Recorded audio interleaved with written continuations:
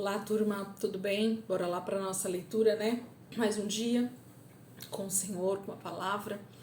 E eu tenho certeza que o Espírito Santo tem muito para nos ensinar, né? Mais esse dia, graças a Deus.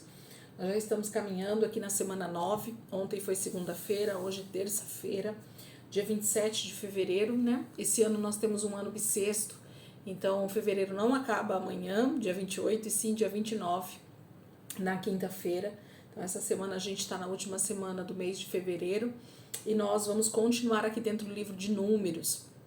Se você está aqui comigo nesse vídeo, glória a Deus pela tua vida, porque você tem perseverado, né? Mesmo diante, às vezes, de textos que a gente acredita não ser importantes para nós nos nossos dias de hoje, mas eu quero te dizer que são. A Bíblia é um livro que se completa, né? Ele não é um livro de pequenas páginas, de poucas páginas, mas ele é um livro que se completa por inteiro, né? Então a gente não adianta ler só textos específicos e querer entender a Bíblia completa. Nós precisamos ler o texto completo para entender a Bíblia toda. Amém? Então hoje nós vamos ler capítulo 8, 9 e 10 de Números. Então vamos começar aqui no capítulo 8, diz assim: Disse também o Senhor a Moisés: diga o seguinte a Arão: quando você preparar as 7 lâmpadas, estas deverão iluminar a área da frente do candelabro. Arão assim fez, dispôs as lâmpadas de modo que estivessem voltadas para a frente do candelabro, como o Senhor tinha ordenado a Moisés. O candelabro foi feito de ouro batido, do pedestal às flores, conforme o modelo que o Senhor tinha mostrado a Moisés. E o Senhor disse a Moisés: separe os levitas do meio dos israelitas e purifique-os. A purificação deles será assim: você aspergirá a água da purificação sobre eles, fará com que rapem o corpo todo e lavem as roupas, para que se purifiquem. Depois eles trarão um novilho com a oferta de cereal, da melhor farinha amassada com óleo, e você trará um segundo novilho como oferta pelo pecado. Você levará os levitas para a frente da tenda do encontro e reunirá toda a comunidade de Israel. Levará os levitas à presença do Senhor e os israelitas imporão as mãos sobre eles. Arão apresentará os levitas ao Senhor como oferta ritualmente movida da parte dos israelitas. Eles serão dedicados ao trabalho do Senhor. Depois que os levitas impuserem as mãos sobre a cabeça dos novilhos, você oferecerá um novilho como oferta pelo pecado e outro como holocausto ao Senhor, para fazer propiciação pelos levitas. Disponha os levitas em frente de Arão e dos filhos dele e apresente-os como oferta movida ao Senhor. Dessa maneira você separará os levitas do meio dos israelitas, e os levitas serão meus. Depois que você purificar os levitas e os apresentar como oferta movida, eles entrarão na tenda do encontro para ministrar. Eles são os israelitas que deverão ser inteiramente dedicados a mim. Eu os separei para serem meus em lugar dos primogênitos, do primeiro filho homem de cada mulher israelita. Todo primogênito em Israel, entre os homens e entre os rebanhos, é meu. Eu os separei para mim quando feri todos os primogênitos no Egito.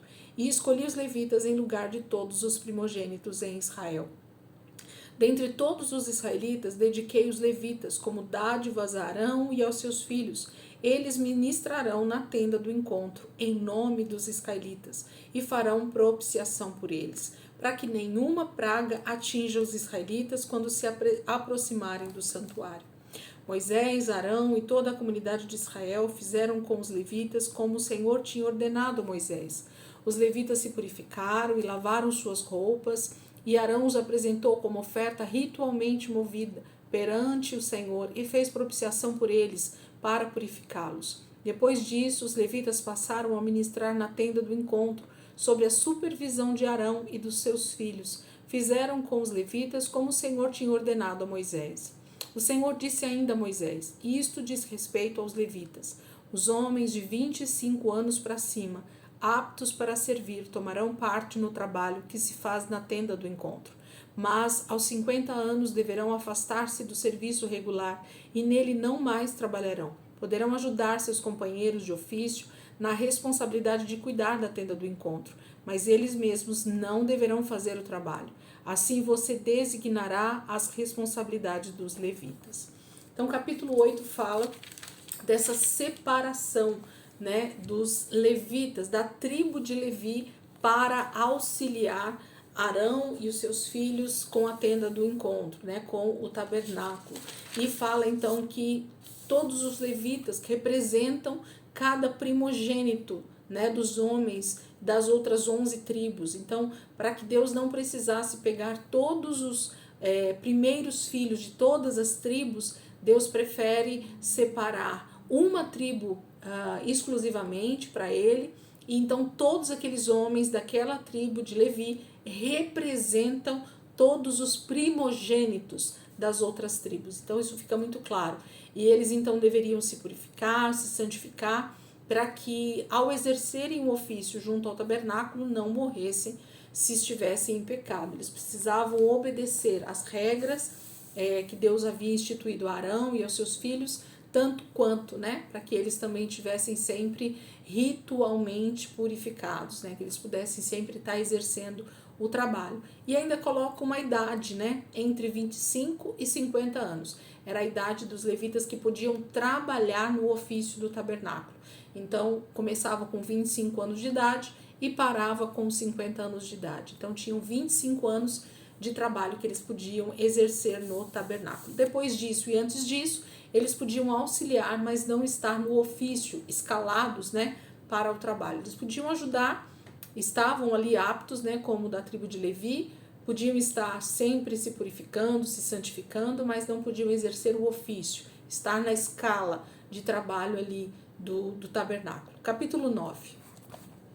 O Senhor falou com Moisés no deserto do Sinai, no primeiro mês do segundo ano, depois que o povo saiu do Egito. Ele disse: os israelitas devem celebrar a Páscoa na ocasião própria. Celebrem-na no tempo determinado, ao pôr do sol do 14º dia desse mês, de acordo com todas as suas leis e ordenanças. Então Moisés ordenou aos israelitas que celebrassem a Páscoa. Eles a celebraram no deserto do Sinai, ao pôr do sol do 14º dia do primeiro mês. Os israelitas fizeram tudo conforme o Senhor tinha ordenado a Moisés. Mas alguns deles não puderam celebrar a Páscoa naquele dia, porque se haviam tornado impuros por terem tocado num cadáver. Por isso procuraram Moisés e Arão naquele mesmo dia e disseram a Moisés: nós nos tornamos impuros por termos tocado num cadáver, mas por que deveríamos ser impedidos de apresentar a nossa oferta ao Senhor na ocasião própria, como os demais israelitas? Moisés respondeu-lhes: esperem até que eu saiba o que o Senhor ordena a respeito de vocês. Então o Senhor disse a Moisés: diga o seguinte aos israelitas: quando algum de vocês ou dos seus descendentes se tornar impuro por tocar algum cadáver ou estiver distante por motivo de viagem, ainda assim poderá celebrar a Páscoa do Senhor. Deverão celebrá-la no 14º dia do segundo mês, ao pôr do sol. Comerão o cordeiro com pães sem fermento e com ervas amargas. Não deixarão sobrar nada até o amanhecer e não quebrarão nenhum osso do cordeiro. Quando a celebrarem, obedeçam a todas as leis da Páscoa. Se, porém, um homem estiver puro e não estiver distante por motivo de viagem, e ainda assim não celebrar a Páscoa, ele será eliminado do meio do seu povo, porque não apresentou a oferta do Senhor. Na ocasião própria, ele sofrerá as consequências do seu pecado. Um estrangeiro residente entre vocês que queira celebrar a Páscoa do Senhor deverá fazê-lo de acordo com as leis e ordenanças da Páscoa. Vocês terão as mesmas leis para o estrangeiro e para o natural da terra. No dia em que foi armado o tabernáculo, a tenda que guarda as tábuas da aliança, a nuvem o cobriu. Desde o entardecer até o amanhecer, a nuvem por cima do tabernáculo tinha aparência de fogo. Era assim que sempre acontecia. De dia a nuvem o cobria e de noite tinha aparência de fogo. Sempre que a nuvem se levantava de cima da tenda, os israelitas partiam.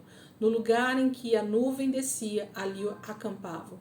Conforme a ordem do Senhor, os israelitas partiam e conforme a ordem do Senhor, acampavam. Enquanto a nuvem estivesse por cima do tabernáculo, eles permaneciam acampados. Quando a nuvem ficava sobre o tabernáculo por muito tempo, os israelitas cumpriam suas responsabilidades para com o Senhor e não partiam. Às vezes, a nuvem ficava sobre o tabernáculo poucos dias. Conforme a ordem do Senhor, eles acampavam e também conforme a ordem do Senhor, partiam. Outras vezes a nuvem permanecia somente desde o entardecer até o amanhecer, e quando se levantava pela manhã, eles partiam. De dia ou de noite, sempre que a nuvem se levantava, eles partiam. Quer a nuvem ficasse sobre o tabernáculo 2 dias, quer um mês, quer mais tempo, os israelitas permaneciam no acampamento e não partiam. Mas quando ela se levantava, partiam. Conforme a ordem do Senhor acampavam e conforme a ordem do Senhor partiam. Nesse mesmo tempo, cumpriam suas responsabilidades para com o Senhor, de acordo com as suas ordens anunciadas por Moisés. Capítulo 9 fala de duas situações, né? A Páscoa, que já tinha se passado um ano, que eles tinham partido do Egito, então já deveriam celebrar novamente a festa da Páscoa no primeiro mês, o mês de Abib. No 14º dia, eles teriam que estar lá já com o cordeiro preparado para a Páscoa, e celebrariam a festa dos pães sem fermento e fariam todo o ritual exatamente como eles tinham feito no Egito. Mas houve uma situação em que alguns israelitas nesse momento não estavam puros o suficiente para participar desse momento da Páscoa, mas o Senhor dá uma segunda chance, fala que eles poderiam celebrar no segundo mês. Então eles esperariam todo o processo de purificação, e então no segundo mês, na mesma data, no 14º dia, esses remanescentes poderiam então celebrar a Páscoa também. E depois fala sobre a maneira como a nuvem baixava e se elevava em cima do tabernáculo para que Israel caminhasse ou para que Israel acampasse. Então, quando a nuvem subia, né, se elevava, eles caminhavam, eles continuavam caminhando. Quando a nuvem baixava, o Senhor estava pedindo para que eles acampassem.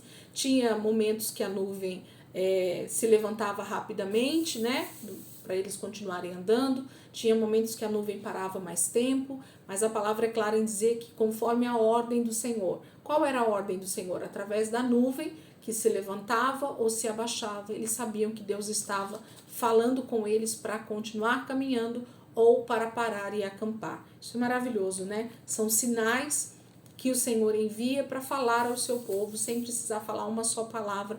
Eles sabiam o que eles tinham que fazer ou sabiam o que não tinham que fazer. Capítulo 10. Nós vamos terminar aqui com o capítulo 10 hoje. O Senhor disse a Moisés: faça 2 cornetas de prata batida, a fim de usá-las para reunir a comunidade e para dar aos acampamentos o sinal para partirem. Quando as 2 cornetas tocarem, a comunidade inteira se reunirá diante de você, à entrada da tenda do encontro. Se apenas uma tocar, os líderes, chefes dos clãs de Israel, se reunirão diante de você. Quando a corneta der um toque de alerta, as tribos acampadas a leste deverão partir. Ao som do segundo toque, os acampamentos do lado sul partirão. O toque de alerta será o sinal para partir. Para reunir a assembleia, faça soar as cornetas, mas não com o mesmo toque. Os filhos de Arão, os sacerdotes, tocarão as cornetas. Este é um decreto perpétuo para vocês e para as suas gerações.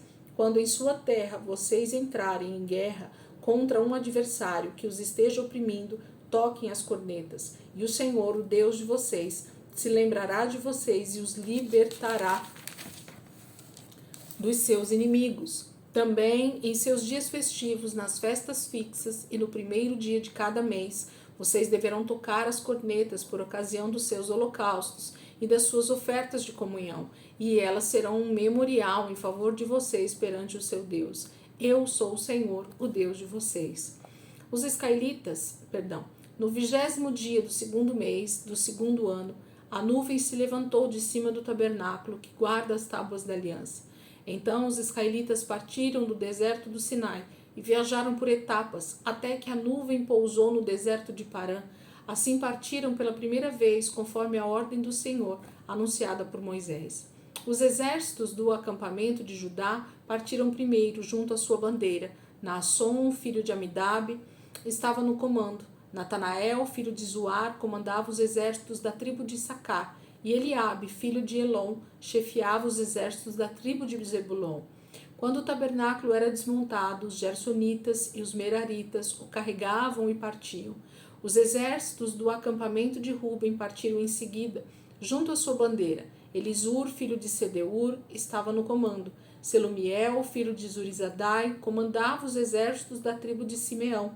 E Eliasaf, filho de Deuel, chefiava os exércitos da tribo de Gade. Então os coatitas partiram carregando as coisas sagradas. Antes que eles chegassem, o tabernáculo já deveria estar armado. Os exércitos do acampamento de Efraim partiram em seguida, junto à sua bandeira. Elisama, filho de Amiúde, estava no comando. Gamaliel, filho de Pedazur, comandava os exércitos da tribo de Manassés.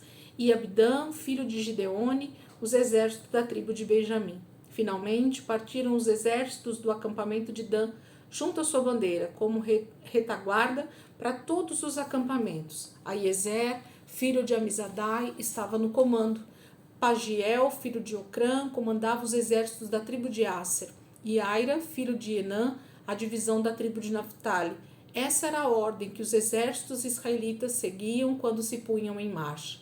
Então Moisés disse a Obabe, filho do midianita Reuel, sogro de Moisés: estamos partindo para o lugar a respeito do qual o Senhor disse: eu o darei a vocês. Venha conosco e o trataremos bem, pois o Senhor prometeu boas coisas para Israel. E ele respondeu: não irei. Voltarei para minha terra e para o meu povo. Moisés, porém, disse: por favor, não nos deixe. Você sabe onde devemos acampar no deserto e pode ser o nosso guia. Se vier conosco, partiremos com você todas as coisas boas que o Senhor nos der. Então eles partiram do monte do Senhor e viajaram 3 dias. A arca da aliança do Senhor foi à frente deles durante aqueles 3 dias, para encontrar um lugar para descansarem. A nuvem do Senhor estava sobre eles de dia, sempre que partiam de um acampamento. Sempre que a arca partia, Moisés dizia: levanta-te, ó Senhor, sejam espalhados os teus inimigos e fujam de diante de ti os teus adversários. Sempre que a arca parava, ele dizia: volta, ó Senhor, para os incontáveis milhares de Israel. Capítulo 10 fala dessa forma como Israel caminhava, né? E no início do capítulo 10 fala das cornetas, né? Das trombetas que foram construídas para que todo o acampamento conseguisse saber o que eles precisavam fazer. Então, cada toque dessas cornetas representava algo.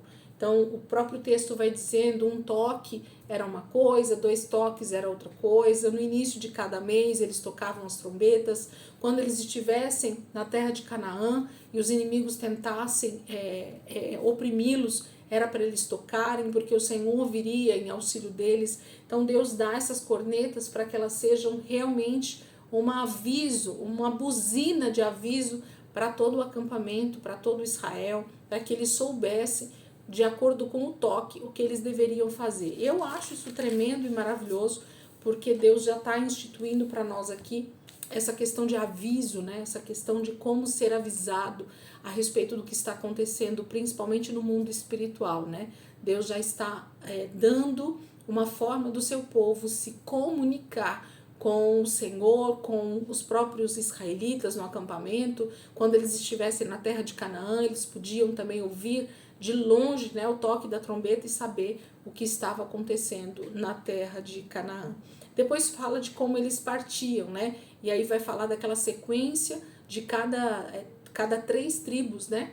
Era uma partida. Então vai falar dessa sequência de como o tabernáculo andava no meio deles, de como tinha que chegar primeiro o tabernáculo para que se montasse primeiro, antes que toda a tribo, o restante das tribos chegassem, porque como eles acampavam ao redor, se os levitas não chegassem com o tabernáculo e já montasse ali no meio, era impossível que as outras tribos se acampassem, né? Ia dar uma confusão maluca, imagina, o último chegar primeiro do que o primeiro, ia ser uma bagunça. Deus é tão santo e tão poderoso para instituir coisas tão simples, mas que trariam toda a organização necessária para Israel. Eu fico abismada com os detalhes que o Senhor coloca na palavra para nós aqui, para a gente entender. Amém?